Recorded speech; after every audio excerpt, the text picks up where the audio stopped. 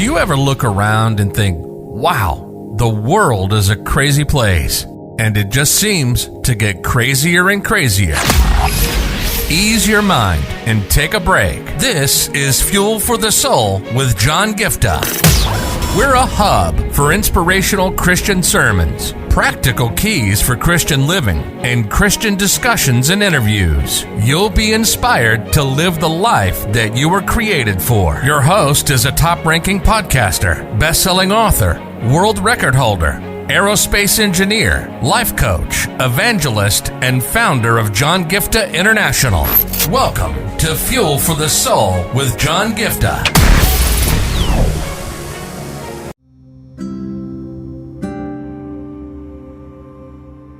My heartbeat is that people should walk in their calling. Today, after people, you see the young people there are, you know what, I just want to finish a course, get a job, get settled in life, make money, and then die.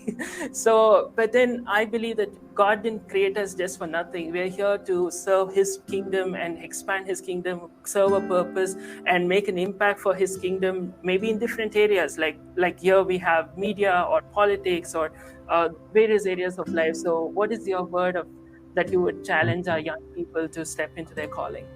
I always love 1 Peter 2:9, which makes us feel so special. Every word, a chosen people, chosen, dedicated to me, set apart from everyone else, dedicated to me, a royal priesthood. He honors us, He treasures us as His priesthood, and a people belonging to God, a holy nation, holiness of God. So we have to wait and understand what this chosen people means in our life. What is our calling? Like you say, many think our calling is to, that man is building a business. I have to build a business bigger than him.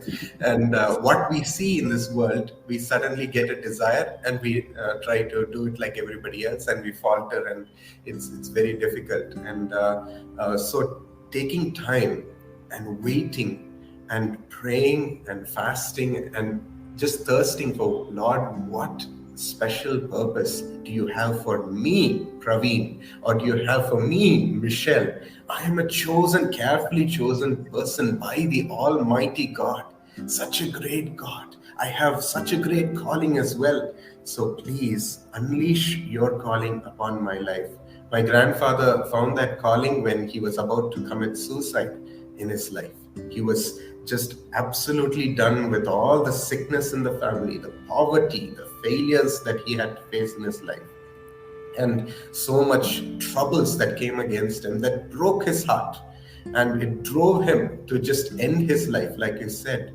And at that moment, something really supernatural was done through his own uncle, where he stopped him and said, "Come, let me talk to you and tell you about Jesus."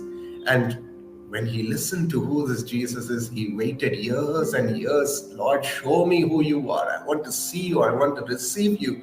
And one day Jesus appeared to him and his life changed. And Jesus talked to him about his calling.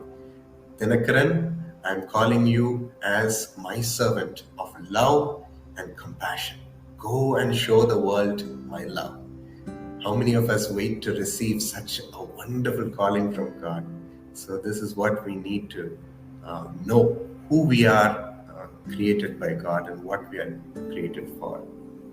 Absolutely true. I still remember that 8-hour incident I had while I was in the university. I was just spending time with the Lord. Like I used to just pour out in His presence. Like other people will be sitting and watching movies, or they'll be just lazing around. I would just be banking in His presence. And I still remember I had an 8-hour non-stop encounter with the Lord, and the Lord just called me in, and that's when I had this supernatural encounter. And He said, "You know what, I want you to start international ministries." And by faith I called it John Giftah International right on day one. People laughed, people mocked. And when I'm sure when your granddad started the university, when he called it university, I still had heard people say that he was calling it as university. People are saying it's just a small college. Same thing happened for me. When you start, people will laugh, people will mock, people people will say it's nothing great. What's so great can come out of it? When I started with just text messages or audio podcasts back in the day, I didn't even know it was called podcast. I called it audio messages.